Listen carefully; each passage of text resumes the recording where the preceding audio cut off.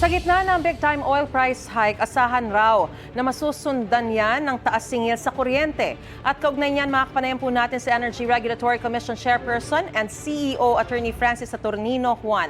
Magandang umaga po, Attorney. Si Mariz Umali po ito at live po tayo sa unang balita. Magandang umaga, Maris, at sa lahat ng mga sumusubaybay. Attorney, una po sa lahat, para mas maintindihan ng ating mga kababayan, bakit po magkakaroon ng taas singil sa kuryente ngayong may big-time oil price hike?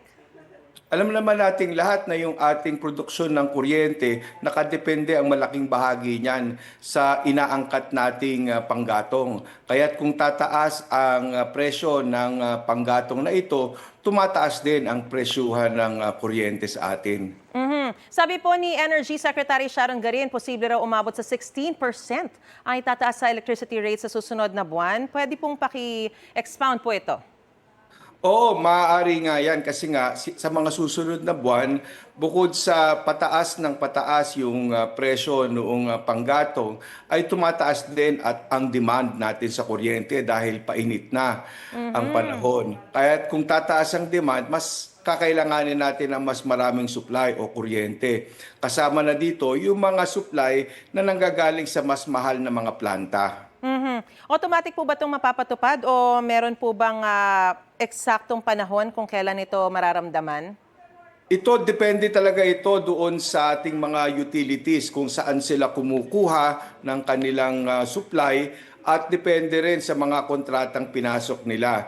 Depende rin ito sa magiging presyuhan sa WESM o yung spot market natin at kung gaano kadami ang binibili ng ating mga utilities mula dito sa WESM. Kaya iba-iba, hindi natin matukoy kung magkano talaga ang magiging pagtaas sa bawat singil ng ating mga iba't ibang distribution utilities. Kasama na dito yung mga suppliers na nagsusupply sa ating contestable market. Alright, Attorney, huli na lang. Dahil inevitable to, ano yung mga hakbang na gagawin na lang natin para maibsan ito? Ang ating makokontrol talaga ay ang ating pagkonsumo ng kuryente. Kaya ating pinapalawig yung ating campaign para sa pagpapababa ng pagkonsumo. Pero ganun pa man, tinitingnan pa rin at nagmamasid ang komisyon dito sa magiging behavior ng ating mga market players, yung mga generation companies natin at supplier, at tinitingnan natin kung may mga mananamantala. At sa pagdating naman sa WESM, kung talagang magtataasan ang singil, mayroon tayong in place na mga mekanismo na kung saan ay mag-e-effect ito tulad ng mga price cap at saka yung secondary cap para ma-mitigate yung anumang pagtaas ng singil sa WESM.